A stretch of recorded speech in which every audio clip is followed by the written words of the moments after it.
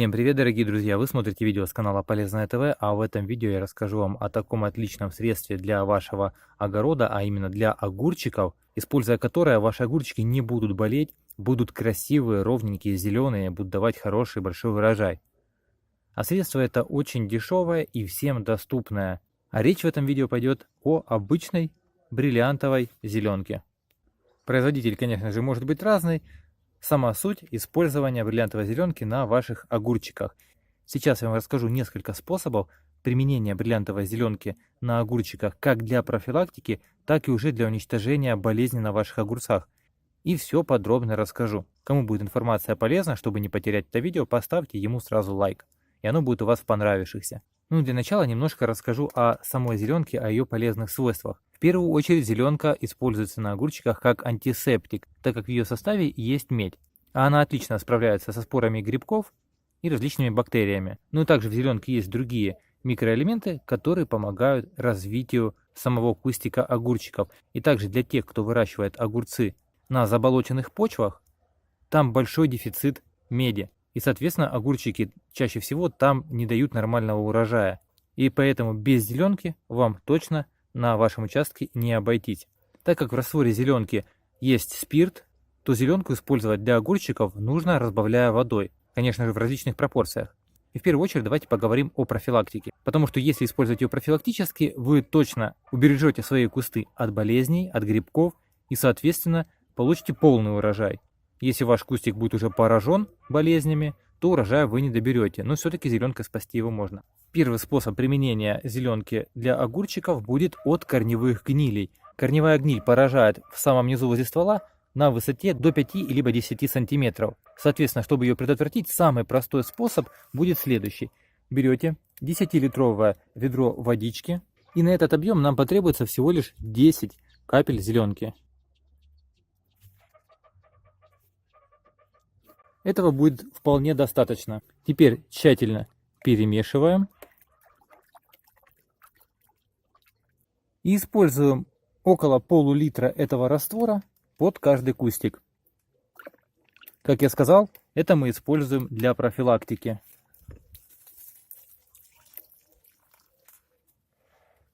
Как видите, земля у меня влажная, прошел дождик, а если у вас дождей не было, земля сухая, то лучше огурчики сначала слегка полить. Так действие будет лучше. И даже когда вы поливаете таким раствором, лучше попасть на сам низ ствола. Тем самым действие раствора будет намного эффективней. Для профилактики такой раствор нужно использовать 3 раза за сезон. Первый раз вы поливаете ваши огурчики, когда плетни достигают приблизительно около метра, как в моем случае.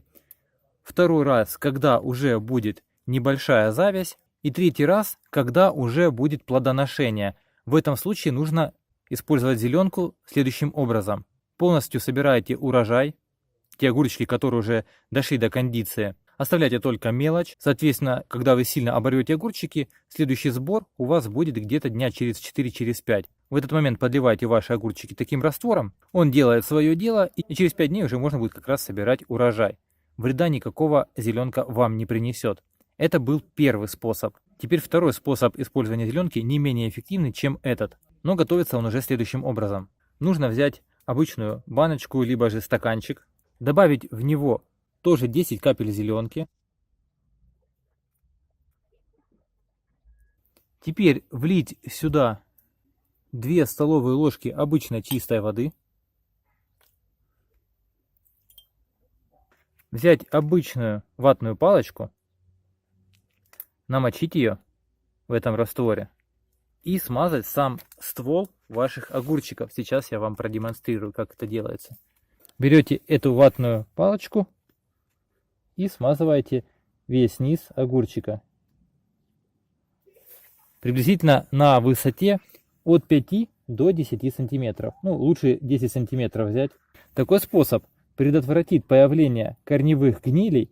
И если они уже у вас есть, то также такой способ поможет избавить вас от корневых гнилей. Для профилактики достаточно одного раза. В начале вегетации, когда, как я и сказал, ваши огурчики достигли 1 метра высотой и когда начинают цвести.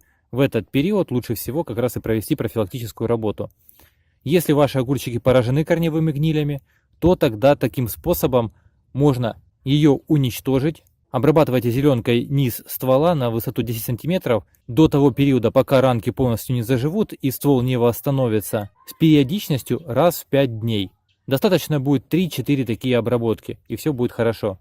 И теперь каждый из вас может сам для себя определить, каким способом, первым либо вторым, избавляться от корневых гнилей. Ну, первый способ, он еще и подкармливает ваши растения, если они у вас растут на заболоченной почве, либо же у вас очень влажно. А второй способ больше подходит для использования в теплицах.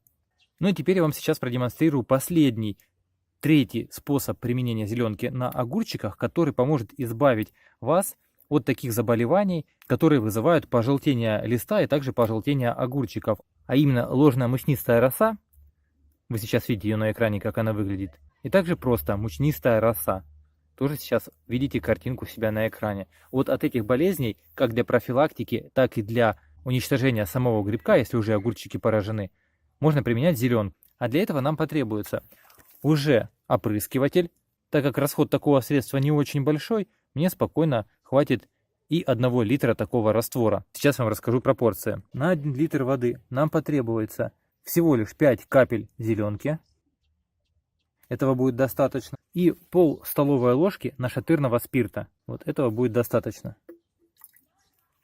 Также еще желательно сюда добавить в этот раствор пол-литра сыворотки, либо же обезжиренного молока для улучшения прилипания. Но это не принципиально, если вы используете для профилактики. Но если использовать этот раствор для уничтожения самой мучнистой росы, либо ложной мучнистой росы, которая уже поразила ваши огурчики, то тогда молоко, конечно же, либо сыворотка нужна будет.